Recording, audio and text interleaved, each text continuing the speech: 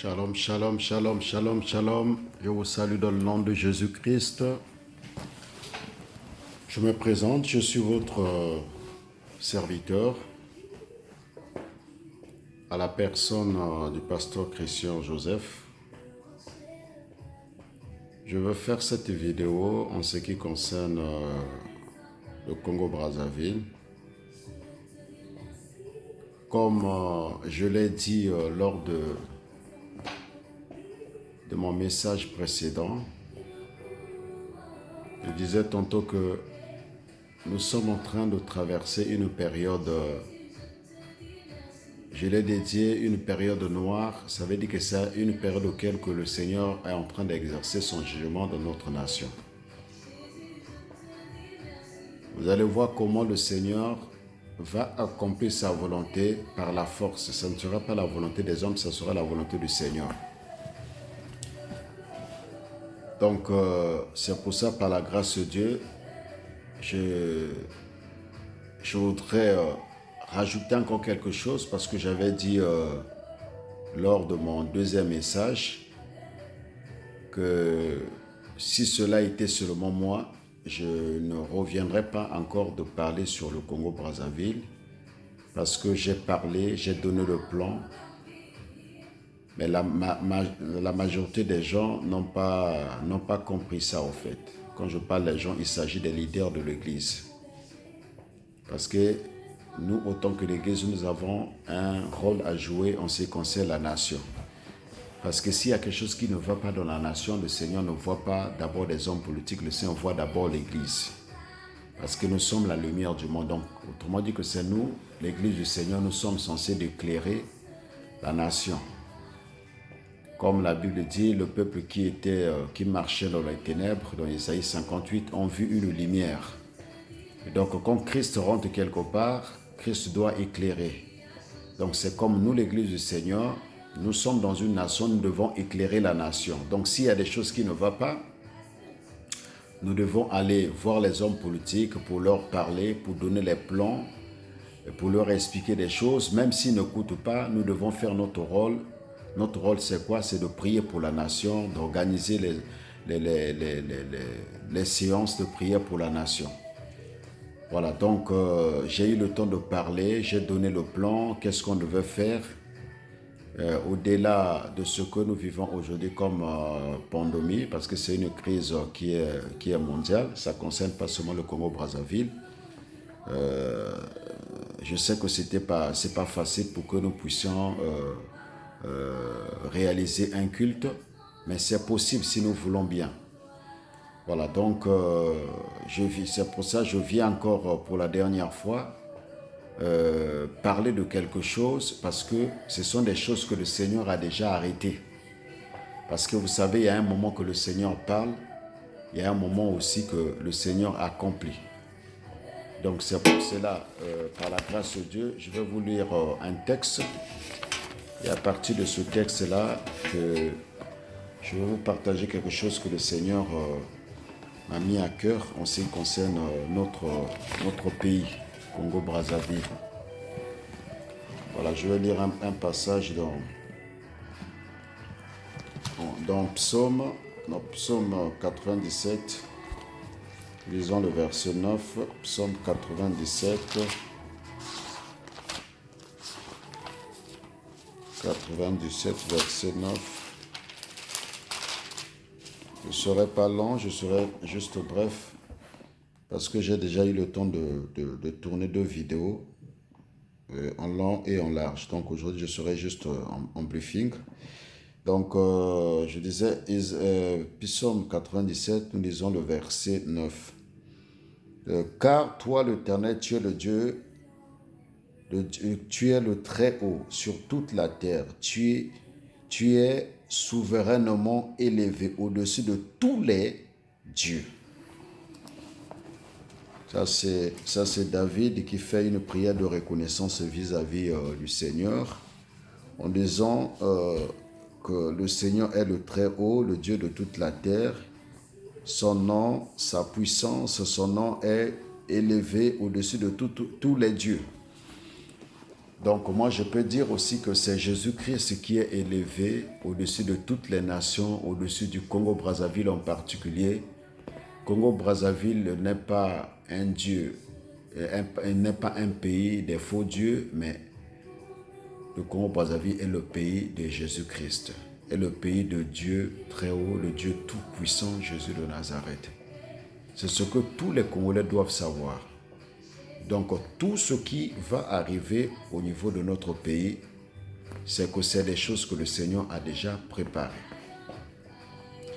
Comme j'avais dit lors du dernier message, l'Église n'a pas fait son rôle comme le Seigneur a prévu. Le Seigneur maintenant lui-même, il va prendre le relais maintenant d'accomplir sa volonté par la force parce que Dieu a un plan merveilleux pour notre nation. Alors, vous savez que quand le Seigneur prépare un plan pour une nation, l'ennemi aussi prépare aussi son plan. Au moment que le Seigneur veut bénir la nation, au moment que le Seigneur veut restaurer, veut installer la paix, le diable vient aussi pour détruire. Voilà, donc c'est pour cela que le Seigneur m'a mis à cœur de parler quelque chose qui m'a montré. Parce que comme je disais tout à l'heure, nous sommes au temps de jugement, au temps auquel que le Seigneur va aussi accomplir sa volonté. Vous allez voir, les gens qui étaient petits deviendront grands. Les gens qui étaient grands deviendront petits. Alors, j'attire maintenant attention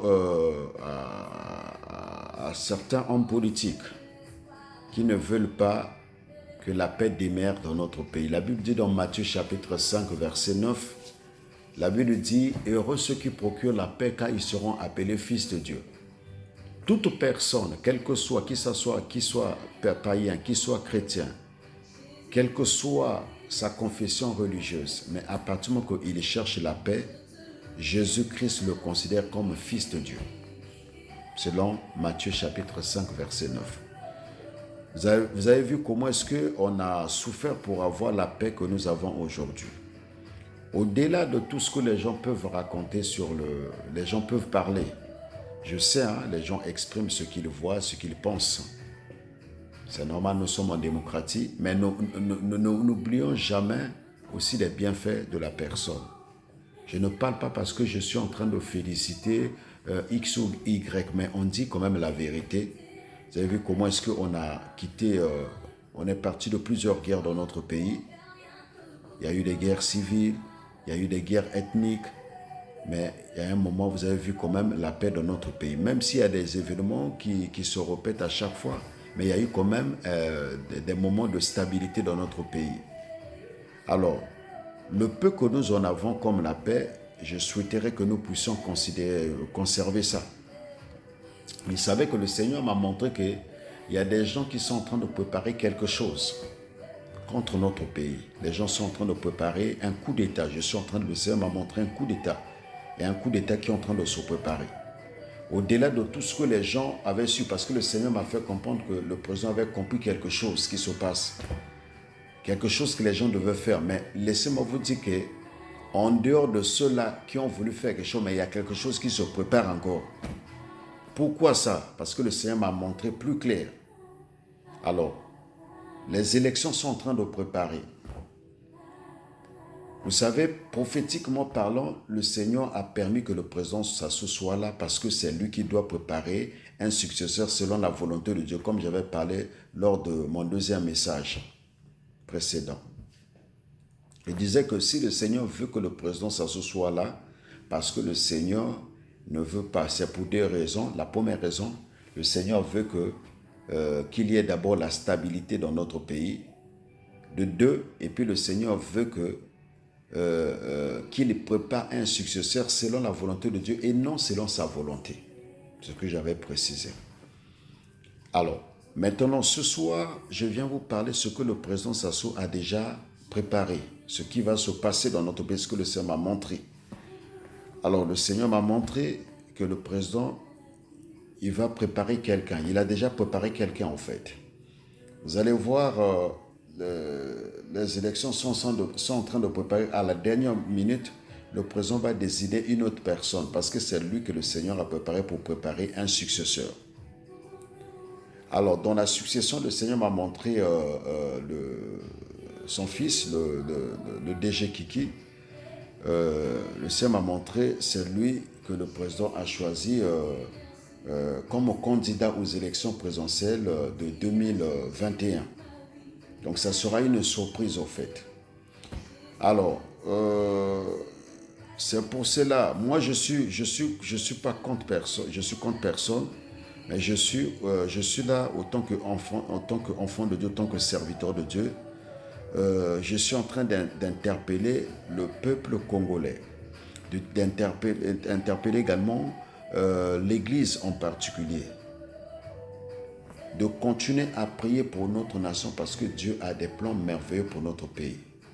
Et puis en plus, au fait, j'attire aussi l'attention à ceux qui passent leur temps toujours à parler du mal des gens. Aujourd'hui, demain, le Seigneur va permettre à ce au fait, demain, le président Sassou va choisir son fils. Même s'il choisit son fils, c'est un Congolais aussi comme tous les Congolais. Voilà, donc s'il le choisit comme son successeur, que la volonté de Dieu soit faite. Parce que ce que nous cherchons, c'est seule la volonté de Dieu. Parce que le Seigneur m'a montré qu'il y a des gens qui ont fait des clans. Les gens ne veulent pas que le président Sassou puisse placer son fils, puisse permettre à ce que son fils soit candidat. Ce que le Seigneur m'a montré. C'est pour ça que les gens veulent faire quelque chose pour surprendre le président. C'est pour ça que j'attire l'attention. Je voudrais parler au président de doubler encore plus de vigilance parce que sinon vous risquez d'être surpris par un mauvais événement. Et ça risque même de coûter votre vie, tout comme ça risque également de coûter la perte humaine. Donc vraiment, il faut multiplier beaucoup la vigilance. Ne faites pas la confiance aux gens, parce que ne faites pas la confiance aux gens n'importe comment, parce que la confiance n'exclut pas le contrôle. Parce qu'au moment que je suis en train de parler, dans votre entourage, dans l'armée, je suis en train de voir un plan maléfique qui est en train de se préparer contre vous. Donc faites attention, parce qu'un homme de Dieu ne parle jamais au hasard. Je parle parce que c'est ce que Dieu m'a montré. Voilà, donc c'est pour cela, je demande à l'Église en particulier de prier beaucoup pour notre nation, de continuer à prier. Si le Seigneur permet que Kiki demain soit président, que la volonté de Dieu soit faite. C'est un enfant, c'est un Congolais de Brazzaville. Je sais que c'est un garçon intellectuel. C'est un garçon aussi, il a aussi des atouts aussi pour être président. Voilà, donc je ne vois pas le mal, mais ce que nous voulons, comme je disais tout à l'heure, nous voulons seule la volonté de Dieu soit faite. C'est pour ça que je demande à tous les Congolais, je demande à l'Église en particulier de prier pour notre nation.